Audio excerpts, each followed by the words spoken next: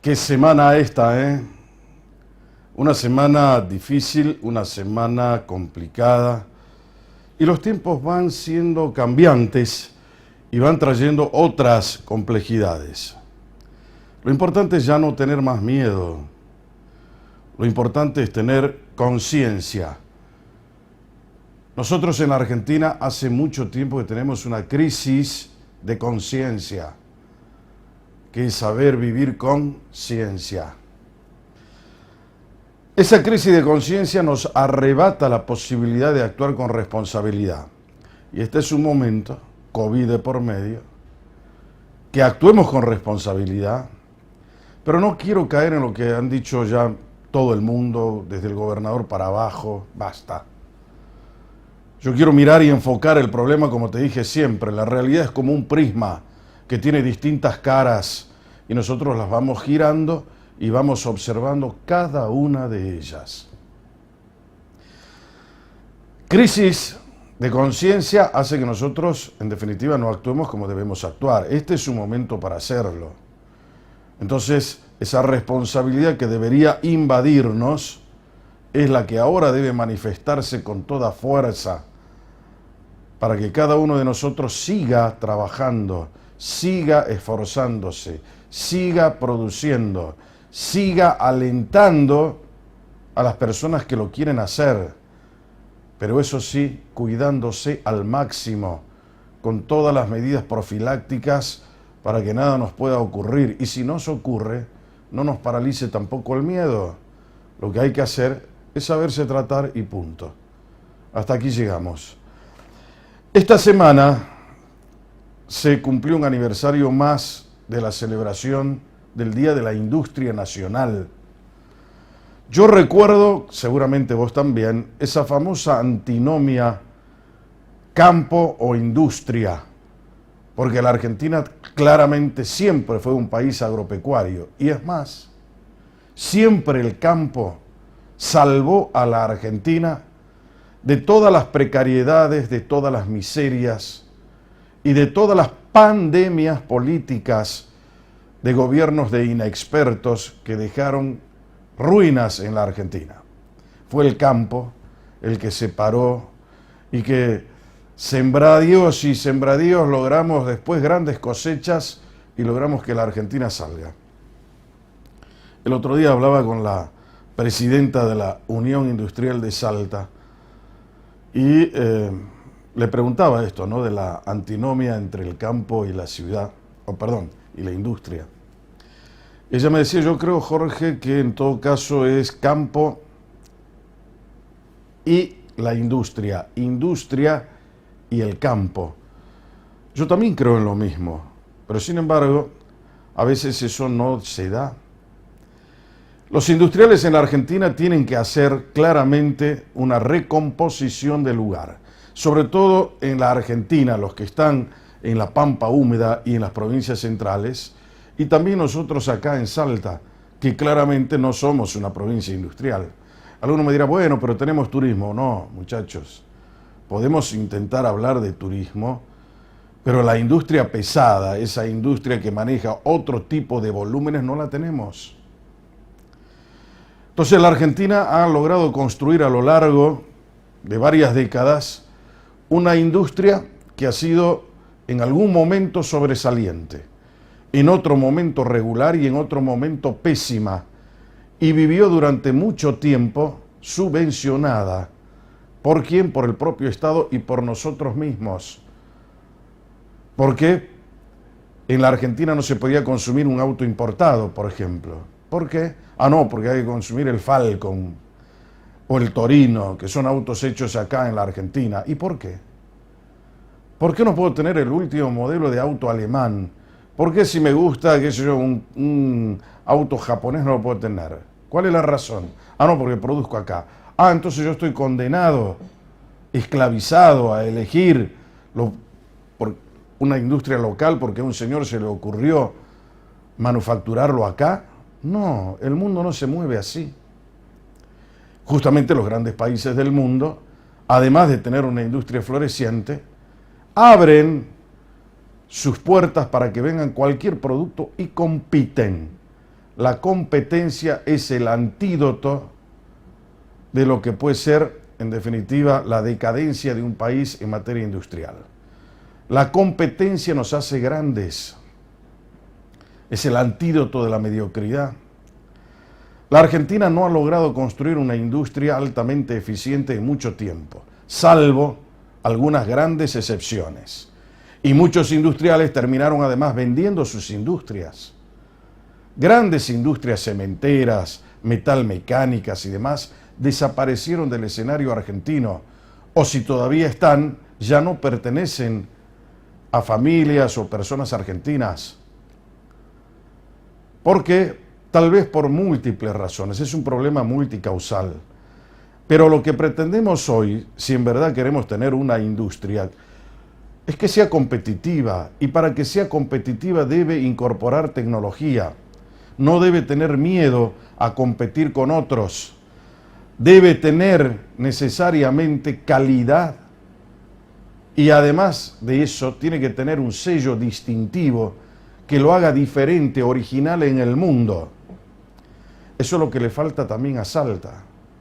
En Salta hace años que pasan los gobiernos y el Día de la Industria no pasa de la foto, del almuerzo, de una entrevista, y seguimos anclados en el mismo lugar. ¿Qué industria floreció en Salta en estos últimos años? Ninguna. Y si hay algunas, son pequeñas. No son lo suficientemente fuertes y vigorosas como para hacer que Salta comience a tener realmente un cambio industrial, una matriz industrial que le dé un perfil diferente a una provincia y deje de ser periférica, pobre. ¿Qué deberíamos hacer entonces? Es la pregunta. Lo primero es tener recursos humanos especializados. En segundo lugar, diferimientos impositivos. En tercer lugar, una reforma impositiva y tributaria importante aquí en Salta. Y en cuarto lugar, la planificación estratégica por parte del gobierno y los señores que hoy dicen que son industriales, que acerquen un plan. ¿Cuáles son sus capacidades? ¿Cuáles son sus prioridades? ¿Y cuáles son los horizontes que buscan para fomentar el tema industrial en Salta? Salta tiene muchas cosas para hacer, pero nadie lo hace. No hay un gobierno que planifique estratégicamente el tema. Tampoco hay una dirigencia que esté acorde a las circunstancias. Más allá de lo que acabo de decir, esto el año que viene va a seguir igual y así sucesivamente durante tal vez no sé cuántas décadas. Y los gobiernos se van a suceder y eso no va a cambiar. ¿Y por qué nos interesaría que cambie? Porque a partir de allí puede haber mano de obra, puede haber fuentes laborales, puede haber trabajo decente, puede haber circulación monetaria, puede cambiar económicamente la matriz de Salta, puede promover el desarrollo de una provincia periférica a una provincia central, puede hacer que nosotros empecemos a figurar no como provincia pobre, sino como provincia rica. En todo caso, es una forma de empezar a crear riqueza, que es lo que nosotros necesitamos, y evitar que los gobiernos hablen de que somos pobres, que somos paupérrimos, que pareciera que los gobiernos descubrieron la pobreza hoy cuando asumen, y cuando se dan con eso dicen, mirá lo que me dejó el gobierno anterior, la herencia. Todo eso que nosotros ya como ciudadanos conocemos. Estamos vacunados contra eso, porque ya casi como que no le prestamos atención. Entonces, para que eso no suceda más y los gobiernos no se ocupen de combatir la pobreza y decir, sí, ¿cuáles serán las causas por las que somos pobres? No hay causas para la pobreza. En todo caso, averigüemos cuáles son las causas para ser ricos, para crecer, para desarrollarnos. Es importante entonces, dije, a ver, ¿cuál es el tema que quiero tratar hoy acá en Brújula? Porque de repente en esta charla en confianza que tengo con vos, es para repensar la provincia que nadie piensa. ¿O vos estás esperando que venga alguien, algún funcionario, y te cuente a vos la historia de siempre? ¿O la vamos a imaginar entre vos y yo en esta confianza lo que debería ser Salta? ¿Sabes qué pasa? Los políticos están generalmente ocupados en la urgencia y en ganar las próximas elecciones, en no figurar en el récord de los libros Guinness de que son malos funcionarios. Pero entre vos y yo, que no tenemos aspiraciones políticas y que lo único que nos interesa es la verdad y saber hacia dónde vamos, nos interesa recorrer el camino que nos haga un poco mejores, que nos haga más grandes, que ya no nos vengan a contar la historia del pobre, la historia del barrio, la historia de esto. El vulnerable, esa palabrita que ahora salió para eliminar el de la pobreza, el cambio. Todo eso que cada vez nos empobrece y nos estupidiza más. Entonces es importante que entre vos y yo, en este acto de confianza, empecemos a pergeñar horizontes nuevos y le exijamos a los gobiernos que planifiquen estratégicamente un tema, por ejemplo, el industrial, que entre otras cosas también figura en el plan Salta 2030 que tiene el Consejo Económico y Social. Obviamente, ha pasado ya tiempo, habrá que readaptarlo, pero los escenarios cambian. La incorporación de tecnología cambia y varía mes a mes. Lo que hoy es bueno ya mañana es viejo. ¿Qué, nos vamos a quedar en el tiempo? No, muchachos. Escuchaba al presidente Alberto Fernández decir, en todo caso, que no va a combatir la pobreza, sino va a ayudar. Hay un ejército contra la pobreza que va a sacar la esposa del presidente de la Nación, que es a su vez la presidenta de la Fundación del Banco de la Nación Argentina. Un ejército solidario. ¿Para qué? Para ir en busca de los vulnerables. ¿Y qué le va a dar a los vulnerables? Pan, chocolate, una caja de arroz. Esa es la lucha. Eso no es lucha, mi amigo. ¿Sabes qué pasa? Ya pasó la época del coloniaje, donde todos eran brutos e ignorantes. Lo que tiene que darle ahora a la gente es preparación, es educación, es cultura y sobre todo puestos de trabajo. Esa es la única forma de erradicar a los vulnerables o a los pobres. Ya dejémonos del macaneo. ¿Y sabes por qué los políticos viven de la pobreza? ¿Qué pasaría el momento en que se termine la pobreza en la Argentina? ¿Cuál sería el discurso? Si ya no hay más vulnerables. ¿Cuál sería el discurso? ¿Por quién irían? Irían por buscar tu cerebro. Pero como vos ya estarías preparado, les sería muy difícil y los obligarías a ellos a que estudien. Porque entre otras cosas, hay una caterva de sátrapas que en definitiva ni siquiera estudian y llegan allí, en definitiva, en una sociedad que tampoco es meritocrática. Pero no quiero hablar más de ese tema, porque en definitiva la gente elige, vos tenés tus preferencias, yo seguramente tendré las mías, pero debería suceder que entre todos, entre lo que yo quiero y lo que vos querés, hagamos que esta provincia empiece a crecer. Y para que crezca, no me pongan un cordón cuneta. Para que crezca, cámbienme esto, la mente. A eso voy. El mundo discute otras cosas.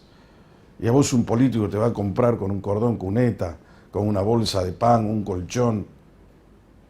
No, muchachos, empecemos a pensar de verdad. Por eso traje a colación el tema este de la industria. Porque industrial tampoco es cualquiera. No es cualquiera industrial. Pero sin embargo hablan como cualquiera. Una industria que ha sido preservada siempre, subvencionada por el Estado y por nosotros mismos. Entonces ahora es el tiempo del cambio, de la transformación. ya dejemos de ser proteccionistas con el tema de la industria. Que salgan, si son tan buenos, que incorporen tecnología, que hagan inversiones, que den mano de obra especializada, que creen puestos de trabajo y así busquemos una industria. Pero si no, ¿para qué sirve? En la noche de hoy vamos a hacer un repaso de distintos temas con un hombre que hoy está equidistante de la política. Hace muchísimo tiempo que no lo veo porque ha dejado de circular políticamente como lo hacía antes y precisamente por esa razón Brújula lo llamó acá. Vos sabés que nosotros seleccionamos a la gente, no cualquiera se va a venir a sentar ahí. Algún mérito tiene que tener, algo habrá hecho para que esté sentado ahí. Ahora, este señor que va a estar acá conmigo esta noche, durante mucho tiempo dio muchas cosas para hablar. Fue un hombre que se destacó como legislador nacional, como vicepresidente del Senado de la Nación, como vicegobernador de Salta, en fin, en las distintas etapas de su carrera política. Pero hoy está lejos de eso. Precisamente por esa razón lo quisimos convocar. Para que nos mire, nos diga, esto pasa acá, esto allá, y este es el tema. Es la propuesta de Brújula para esta noche. Por eso, acompáñame y no pierdas jamás el rumbo. Ya vengo.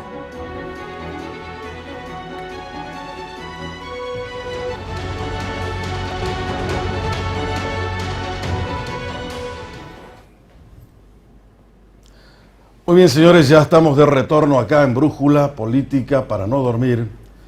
Y como te había dicho hace un instante, vamos a estar esta noche compartiendo con un hombre que está equidistante de la política.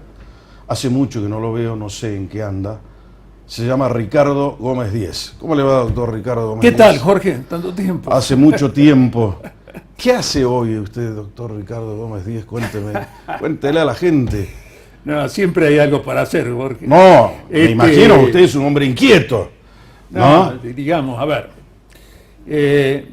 sigo enseñando Derecho Constitucional en la Universidad Católica de Salta. Ajá.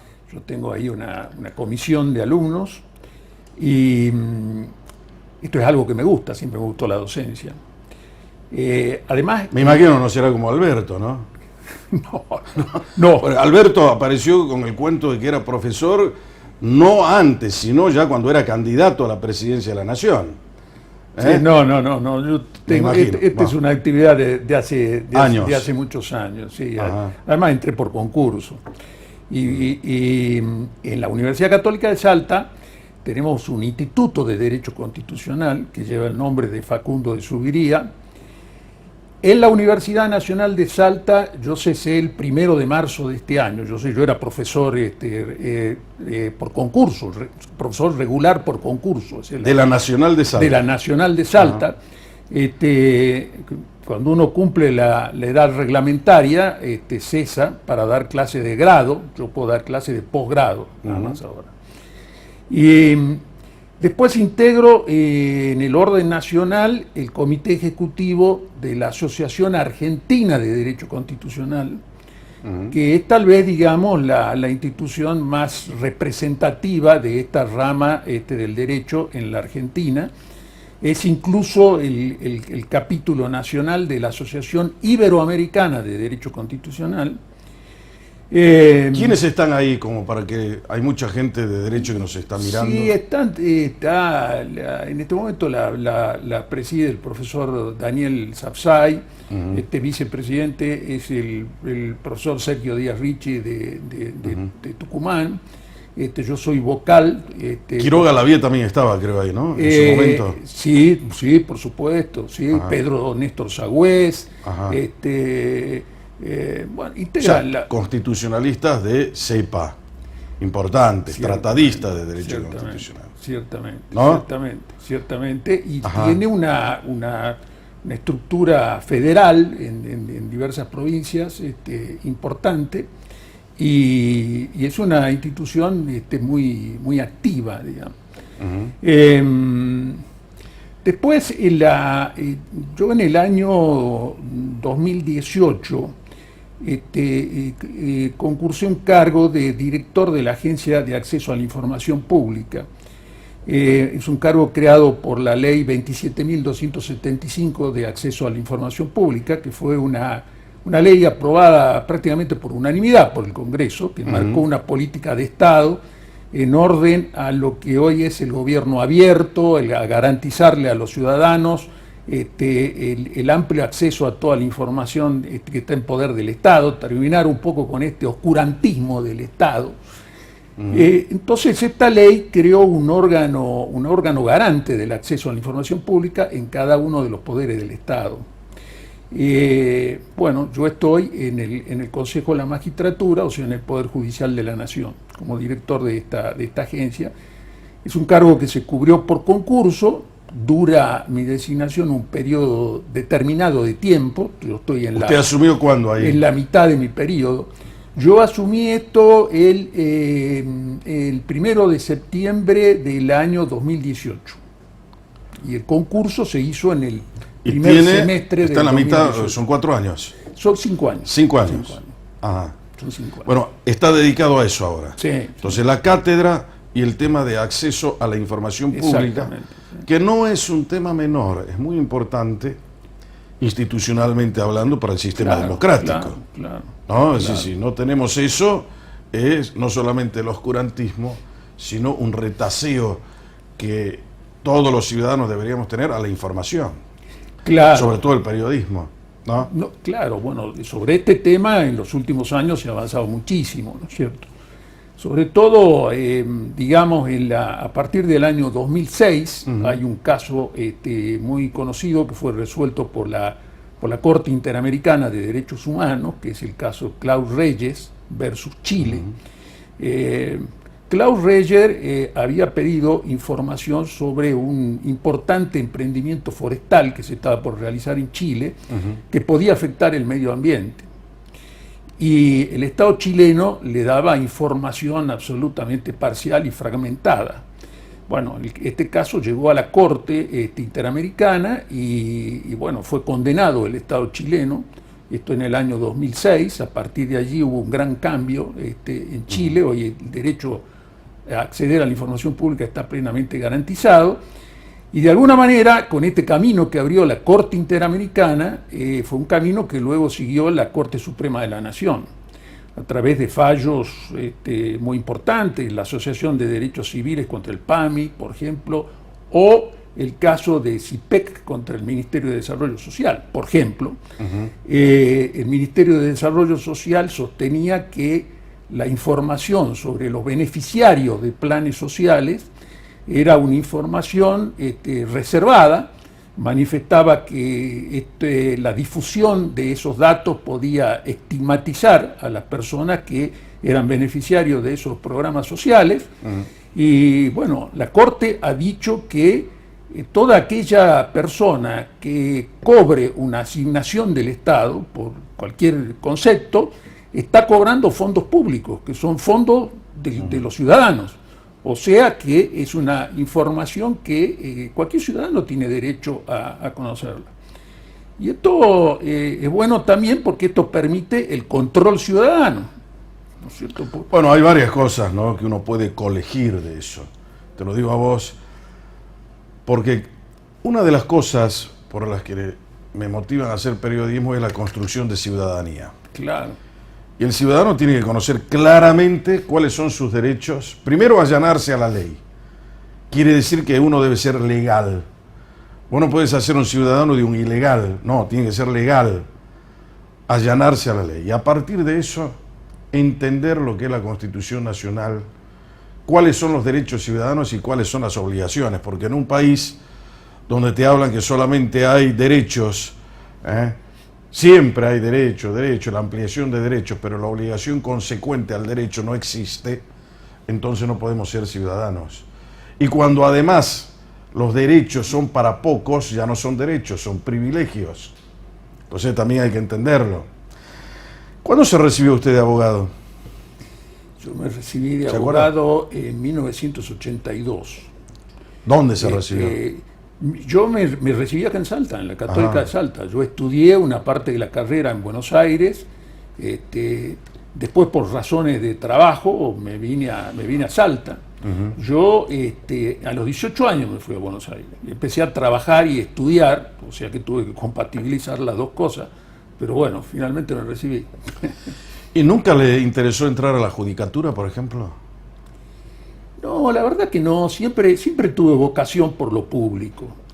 Ajá. Y, bueno, pero la canalizó por otro lado. Lo canalicé por el lado, la vocación por la política, es decir, la vocación por lo público la canalicé a través de la actividad política. Y tuve como una suerte de actividad paralela, nunca dejé del todo la universidad, lo que pasa es que ahora le puedo dedicar más tiempo. Bueno, ahora está en la universidad, pero desde otro ángulo. Claro. Ya no como alumno, sino como profesor, Claro, docente. Claro. Usted volvió a Salta el año antes del 82 y se recibió el 82. Sí. ¿Y qué hizo el año 82? Porque ese año, yo lo tengo presente y usted lo debe tener más que yo, porque usted no siente ser renovador. Ese año se fundó el partido. Sí. El Partido Renovador de Salta, ¿se acuerda? Sí. ¿Y usted participó de eso? Del acto de fundación exactamente no, pero digamos a partir de 1983 sí participé dentro del Partido Renovador de una ¿Y qué lo manera llamó activa. al Partido Renovador? ¿Qué fue? Bueno, yo había trabajado en la Secretaría de Planeamiento de la provincia y allí lo había conocido al gobernador Ulloa, porque Ulloa llegó a Salta en el año 1977. Y bueno, siempre recuerdo que para sorpresa de todos, apareció un día en la Secretaría de Planeamiento y dijo, bueno, yo soy el gobernador, deben toda la información que hay acá. ¿Cómo? ¿Él apareció en persona? Sí. Entonces, tenía un estilo raro Ulloa, ¿no? Por ejemplo, ¿se acuerda que en la época de Ulloa no había la Casa de las Costas? No. Tampoco había la casa que donó recientemente Romero. No. Había una casa que estaba al costado, en la Mariano Boedo, al costado del Hospital San Bernardo, ¿no? Sí. Allí vivía Ulloa. Allí vivía y iba todos los días caminando Exactamente. desde ahí donde está el Hospital San Bernardo a la Casa de Gobierno. Iba primero a misa de 7 de la mañana. Entonces la gente que quería hablarlo lo esperaba a la salida de misa. Y de allí iba atendiendo hasta Mitre 23, que ahí estaba su despacho. Bueno. Estamos hablando del año 77. Un año, claro. Porque después fue gobierno ya, pero democráticamente. Democráticamente, claro. Pero usted lo conoció cuando fue gobernador de facto. Gobernador de facto. Sí. Estamos hablando de esa época. ¿Y qué impresión le causó allí? Bueno, la verdad que era una persona que absorbía conocimiento de una manera extraordinaria, digamos. Entonces buscaba absorber de cada uno de nosotros toda la mayor información posible acerca de la provincia. Y luego esa información que recopilaba también la enriquecía viajando. Porque él agarraba los fines de semana el auto y se iba a un municipio y se le aparecía al intendente y se quedaba el fin de semana recorriendo ese municipio. Tenía un estilo de contacto directo con la gente realmente muy importante. ¿Y no era peronista? No, Digo, por el contacto con la gente. No, siempre fue una persona muy abierta a escuchar. Ajá. Siempre recuerdo también, yo le tengo mucho afecto, él vive todavía, Ulloa tiene 95 años. Pero él siempre, por ejemplo, para describir una faceta de su personalidad, él siempre me decía, Ricardo, no te olvides que toda persona tiene derecho a ser escuchada. Me dice, cuando te aborde una persona, aun cuando estés en la calle, aun cuando estés ocupado, esa persona tiene derecho a que vos la mires a los ojos, le prestes atención y te ocupes de lo que ella te ha planteado o le des una palabra de aliento. Y Ulloa no era abogado, era militar, capitán Él de era navío. militar y tenía además otra cosa que No, era- pero ¿sabe por qué lo traigo a colación eso? Por la anécdota que usted cuenta, donde creen que el que único que sabe la Constitución, la garantía del debido proceso, escuchar a la persona, darle la posibilidad de que la persona se exprese, es el que conoce la ley. No, señor. Todos, acá está el ejemplo de Ulloa, que siendo militar, le dio ese consejo a usted. Sí, y era un hombre que además tenía otra faceta que era muy interesante para él acá en Salta. Él se había criado en el campo, o sea que entendía cualquier cantidad de temas de campo. Vamos, le apasionaban los temas. Y esta es una provincia, la base de la economía de esta provincia El campo. es la agricultura y la agricultura y la ganadería. Y además era casi ingeniero.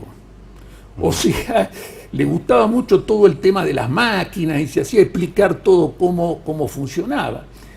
Entonces, por ejemplo, esto es bueno recordar, la Ruta 5, usted la habrá recorrido en algún momento, la que Sí. pasa por todo Anta. Bueno, esa es una obra de él, porque él se dio cuenta de la importancia que tenía expandir la frontera agropecuaria de la provincia. Entonces encaró esa ruta que es absolutamente... Algo que todavía nosotros no hemos terminado de solucionar, ¿no?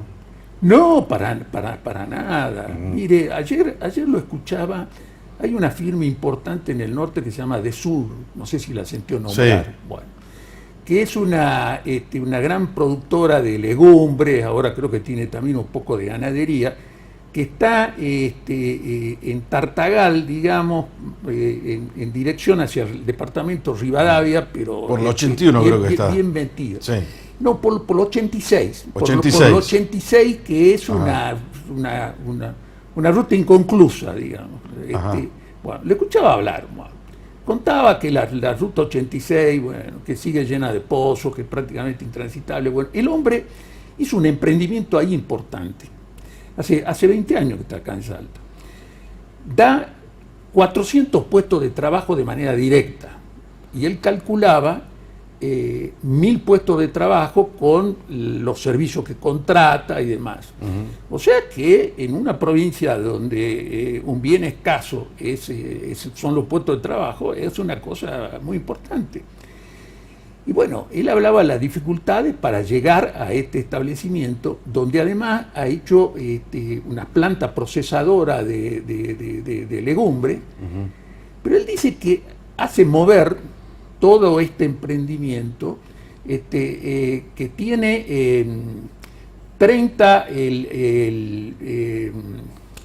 el grupo de electrógenos para mover la actividad, porque no hay energía. No hay luz. Tiene Claro. 30 grupos de Ahora, electrógenos. ese es un tema, imagínate vos lo que son 30 grupos electrógenos, ¿no? Es todo un motor inmenso para poder generar energía Sí. y funcionar Que la industria. funcione que la tiene. planta procesadora de legumbre y funcione en definitiva todo el emprendimiento. Eso es lo que estábamos hablando hace rato, de los puestos de trabajo, de la innovación tecnológica, de cómo tiene que el gobierno, juntamente con los señores que dicen ser industriales, buscar una planificación estratégica y dar solución a esta gente que ya vino, ya apostó su capital, dio mano de obra, pero no tiene energía. Entonces, Claro. ¿podemos luchar así para ser industriales alguna vez? No. ¿Para dejar de ser periféricos? No. Tampoco. Y Bueno, esto es un ese es el tema, y esto es un tema. Mirá que no lo había escuchado Gómez Díaz, ¿eh? A ver. Este es un tema, mire Jorge, yo lo sentía también cuando usted estaba haciendo la introducción. El tema de alentar la inversión que genera empleo es absolutamente fundamental para el futuro de Salta. A mí me gusta siempre hacer la siguiente cuenta a mano alzada, digamos. Dígame. A ver, usted toma el censo del 2010 y dice, a ver, ¿Qué es el último que tenemos? el último que tenemos. Usted dice, a ver, ¿cuántas personas cumplieron 65 años? 6.000, 6.500 personas. ¿No es cierto? Supongamos que esas 6.500 personas, bueno, cumplen 65 años y se jubilan, se retiran de la actividad y dejan un puesto de trabajo vacante. ¿Cuántos chicos y chicas de las nuevas generaciones cumplen, según ese censo, cumplen 18 años? 17.000. Si usted se da cuenta que vienen 17.000, que es todo ese torrente de vida nueva, son 17... Para sustituir 6.500. Para sustituir 6.500, claro, se da cuenta de la cantidad de puestos de trabajo que usted tiene que crear para que esa juventud tenga una vida digna, pueda constituir una tenga familia. Una salida laboral. Claro. A ver, esa es una cosa increíble. Bueno, estamos charlando con el doctor Gómez Díez, que nos interiorizó un poco de qué es lo que está haciendo ahora, a modo de presentación en el primer bloque. Ya en el segundo bloque voy a hablar con él, cómo se integró él al Partido Renovador, cómo ve la provincia de Salta hoy, cómo ve el municipio de Salta hoy, qué proyección tendremos como salteños y un montón de cosas más. Lo importante es que entre vos y yo, y él que es el invitado, compartamos la noche, al estilo de Brújula. La pausa y vengo.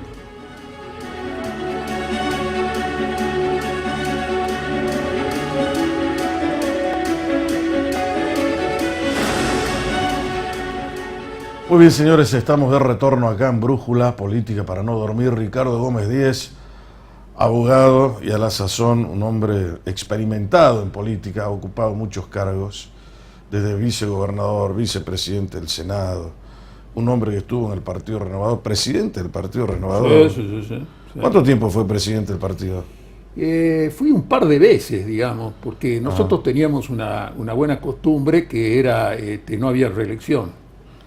Entonces había renovación en la presidencia. Ajá. Pero yo fui 2 veces presidente. Y después se fue del partido y yo después renuncié al partido. Renunció al partido, pero ¿Por qué renuncié al partido? A ver, ¿por qué? ¿Por qué renuncié al partido? Yo perdí una interna. La perdí por muy poco, pero bueno, era una interna que no tenía más remedio que darla. Y la di contra un sector interno que contó con el apoyo en ese momento del gobierno nacional y también del gobierno provincial. ¿Contra quién era la interna? Contra Andrés Sotos. Contra Andrés Sotos. Y los caminos que nos separaban era que yo sostenía de que el Partido Renovador debía conservar su individualidad y no participar de la vida interna del Partido Justicialista, que es lo que en definitiva se hizo, digamos. El Partido Renovador le dio a Juan Manuel Urtubey los elementos necesarios para ganar la interna del justicialismo. Pero bueno, a costa del Partido Renovador de perder su identidad. Entonces terminó identificado con el gobierno de Urtubey. Urtubey asumió la presidencia del Partido Justicialista. Entonces dejó de ser distinto. Bueno, pero Soto se volvió justicialista. Y bueno, ahora se volvió, después que destrozó el partido, claro, se volvió justicialista. Además, asumió compromisos también con el gobierno nacional de ese entonces. Entonces perdió perfil, digamos. Yo creo que perdió más que el perfil, perdió la brújula el partido. Sí, claro, ¿no? Claro. Bueno, después vino Cristina Fiore a ese partido. Claro. Y ahora ya tengo entendido que tiene mandato vencido en el partido. Sí, están en un proceso de renovación interna. ¿Y qué hizo usted? ¿Se fue a Propuesta Salteña? ¿Fundó Propuesta?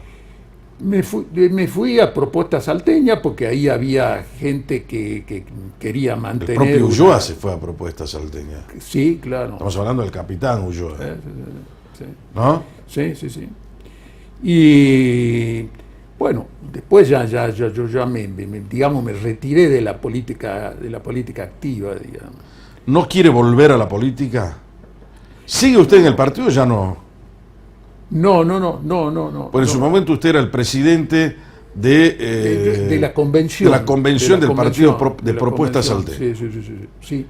Sí, yo renuncié también porque yo en el cargo que yo tengo en el Poder Judicial de la Nación es incompatible con la política partidaria. Ese es un tema interesante. Claro. Entonces usted prefirió el cargo ese a seguir participando en política. Sí, de no mezclar las cosas, digamos.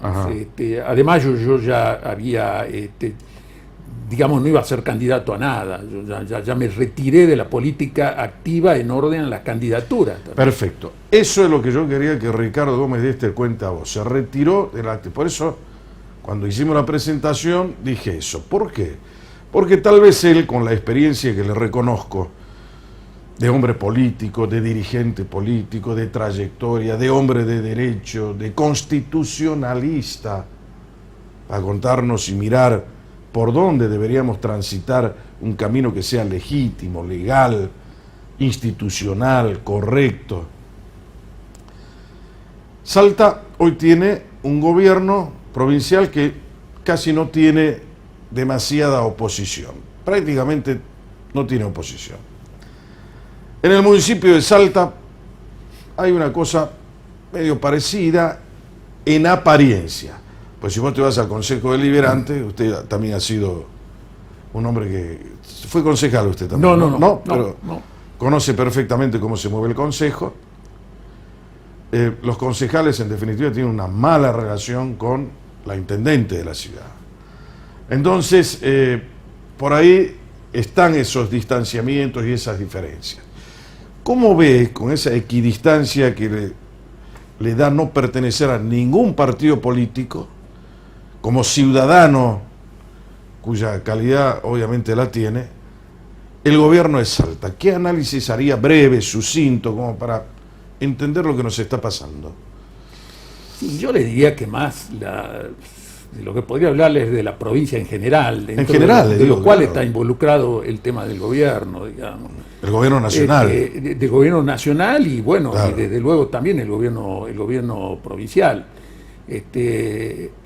Yo creo que acá vamos a ir a un agravamiento progresivo de la situación social, por la misma razón que yo le hablábamos hace un rato, digamos. Si usted hace números, la economía de la provincia de Salta no genera los puestos de trabajo necesarios para contener a las nuevas generaciones de nuestra gente. O sea que acá tenemos un problema central, que es el desarrollo productivo, económico de la provincia. El Estado no da más. La gestión anterior, la gestión del gobernador Urtubey, la planta de personal de la administración se incrementó un 63%. Pero sin embargo Urtubey decía que la provincia, es decir, la cantidad de empleados públicos de la provincia con relación a la cantidad de población estaba perfectamente bien, que había provincias que había... No, mire, 63% es el número. Y eso, pero estamos descubriendo muchas mentiras a Urtubey últimamente. ¿Y eso a qué llevó? La mayor parte del dinero de la provincia se va a pagar la planta de personal. Queda poquísimo para inversión pública. El año pasado, del total de recursos tributarios, solo se invirtió el 6% en obras de infraestructura, de esto que hablábamos antes, que el desarrollo requiere, caminos, obras de electrificación, también para el mejoramiento social de las personas, viviendas, cloacas, agua corriente. Bueno, más o menos usted tiene que calcular que para amortizar lo que ya tiene, es decir, ir reparando las cosas que ya tiene, usted tendría que tener por lo menos 12-15% de inversión pública del total de los recursos tributarios. El año pasado fue el 6%. Es decir, prácticamente no hay recursos disponibles para la creación de infraestructura, para el desarrollo. Nosotros tenemos que buscar movilizar la economía. ¿Para qué? Para darle trabajo a nuestra gente. Si no, vamos a tener un aumento, de la pobreza, aumento de la exclusión social. Tenemos que desarrollar una política inteligente también de crecimiento en el interior de la provincia. Estamos viviendo un proceso acelerado de urbanización muy grande. Dentro de poco la mitad de la población de la provincia va a estar en la capital, es decir, vamos a crear algo similar a lo que hoy es la ciudad de Buenos Aires con el conurbano. Digamos, el 1% del territorio nacional vive, un tercio de la población en el conurbano. Claro. ¿Y en qué condiciones? ¿Y en qué condiciones lo hace? Bueno, entonces acá corremos también el riesgo de que con la ciudad de Salta y con todo lo que es el Gran Salta termine aconteciendo lo mismo, es decir, necesitamos... Ahora, ¿eso lo tiene claro el gobierno de Sáenz, lo que está diciendo usted? No sé. ¿Cómo lo ve? Bueno, no sé. Yo creo que... Porque el gobierno tiene acciones, o sea, yo creo que, desarrolla políticas, claro, hace además, esto, hace lo claro, otro. pero además lo que nos hemos transformado acá, nos hemos transformado en una sociedad crítica. En esa sociedad no hay debate. No se debaten las ideas. Bueno, ahora se va a debatir el tema de la reforma de la Constitución, donde usted seguramente tiene una posición tomada.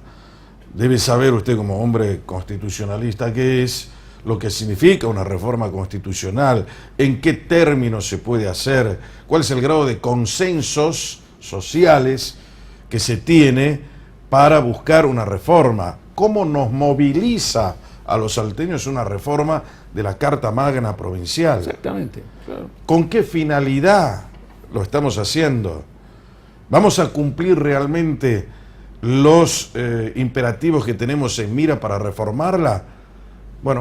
Bueno, mire, acá, por ejemplo, con este tema, que ahí está el proyecto de ley desde el mes de abril, pero bueno, no se debate. No, pero me dijo Villada, que es el ministro, sí, que están haciendo todo para que esto resulte y cumplir la promesa del gobernador Sáenz. Acá, si usted me pregunta, lo primero que tenemos que debatir es con qué sistema se van a elegir los convencionales constituyentes. ¿Por qué? Porque si lo elige con el mismo sistema que va a elegir la legislatura, no vamos a ningún lado. Acá el sistema electoral... Bueno, es que eso también hay que hacer una reforma política, que es claro, otra cosa, claro, que es paralela a la reforma constitucional. Claro. Bueno, acá tenemos la oportunidad de elegir convencionales constituyentes por un sistema que respete el derecho al igual valor del sufragio a la representatividad. A la representatividad. Porque si no, mire usted, para dar cifras concretas a los televidentes, en las elecciones del año pasado, el diputado por la capital que ingresó en último término necesitó 25.000 votos para sentarse en una banca de diputados.